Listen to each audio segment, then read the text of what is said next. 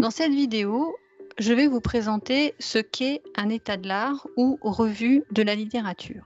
L'état de l'art est une des parties importantes du mémoire de recherche. C'est la partie qui va vous permettre de situer votre travail par rapport à l'ensemble des connaissances qui ont déjà été développées sur le thème ou le sujet que vous traitez. L'état de l'art a plusieurs objectifs. D'abord, il va préciser les objets de recherche que vous étudiez. Vous avez en général défini ces objets dans l'introduction. Néanmoins, il faut aller un peu plus loin et notamment présenter ces objets et comment ces objets et leurs confrontations ont déjà été étudiés par d'autres chercheurs. Le troisième objectif de l'état de l'art, c'est de mettre en évidence les manques des autres recherches sur le sujet que vous traitez. Concrètement, vous allez identifier que la confrontation entre l'objet A et l'objet B que vous étudiez a déjà été faite avec différentes méthodes, mais qu'elle n'a pas été faite avec la méthode que vous pensez intéressante d'appliquer pour obtenir des résultats plus approfondis. Donc, vous mettez en évidence que ces méthodes ont été appliquées pour étudier cette confrontation des objets A et des objets B, mais pas la méthode que vous voulez utiliser.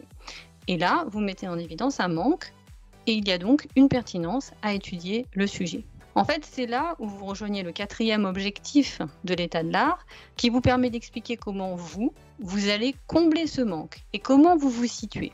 L'idée, c'est que tout mémoire de recherche apporte une petite brique de connaissances à un ensemble de connaissances déjà existants.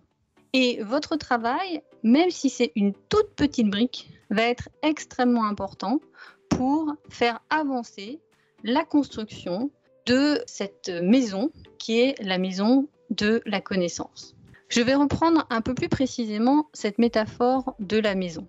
Imaginez la recherche comme étant une très grande ville divisée en quartiers.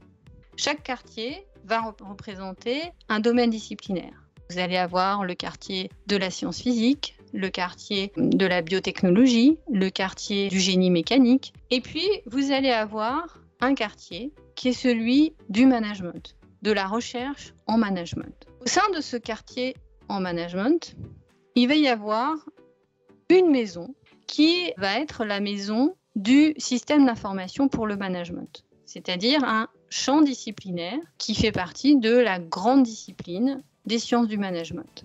L'état de l'art va vous permettre d'expliquer que vous êtes, vous, en tant que chercheur, dans tel quartier, par exemple le quartier du management pour vous, dans le cadre de votre mémoire de recherche, dans telle maison, toujours pour vous, vous allez être dans la maison du système d'information pour le management, dans quelle pièce, à quel endroit dans la pièce, etc. L'état de l'art va vous permettre simplement, dans un premier temps, de dire où vous êtes. Par exemple, vous êtes ici, c'est-à-dire vous êtes dans les fondations, ou alors vous êtes sur cette porte d'entrée, ou alors vous êtes ici, dans ce petit recoin de ce placard qui donne sur un escalier. C'est évidemment une image, mais imaginez que chaque objet qui est représenté sur ce schéma soit finalement un sous-domaine de recherche.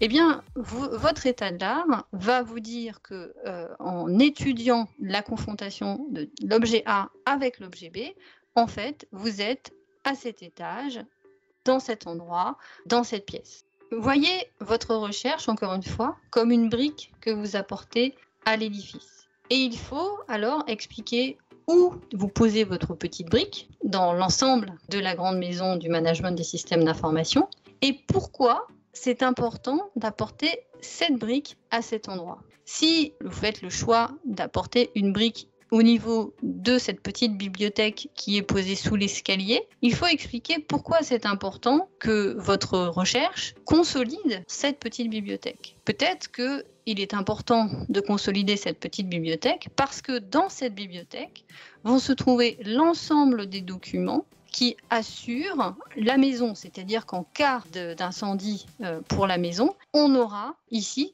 tous les documents qui nous permettront de faire jouer l'assurance, par exemple. Alors évidemment, si les documents sont en papier et que la maison brûle, c'est compliqué, mais justement, peut-être que c'est là votre sujet de recherche. Comment faire pour garder ces informations qui sont aujourd'hui au format papier et comment faire pour qu'elles puissent être conservées en cas d'incendie, alors que ce sont des informations essentielles à l'assurance de la maison.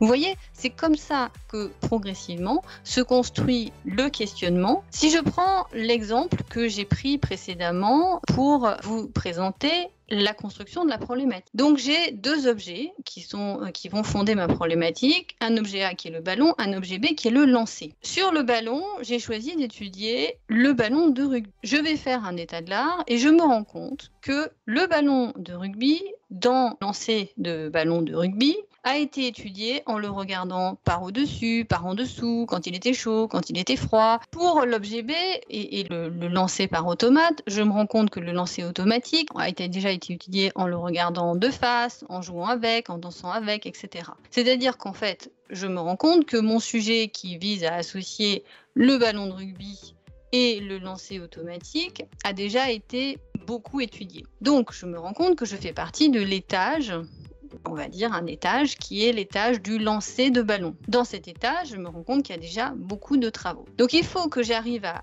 expliquer pourquoi est-ce que mon idée est particulièrement intéressante et quel est le gap que je veux combler et pourquoi est-ce que c'est toujours intéressant de continuer à étudier la confrontation entre le ballon de rugby et le lancer par automate. En fonction de tout ce que je vais trouver à cet étage, je vais me rendre compte qu'il y a une question qui n'a pas été traitée et que je vais pouvoir ainsi contribuer à cette grande question sur le lancer de ballon de rugby par automate. Mon état de l'art va consister à présenter comment a déjà été étudiée la confrontation des deux objets, quel manque il existe dans l'étude de cette confrontation et qu'est-ce que je vais étudier, moi, pour combler ce manque? Comment je vais faire, moi, pour combler ce manque? Quelle va être mon originalité pour combler ce manque?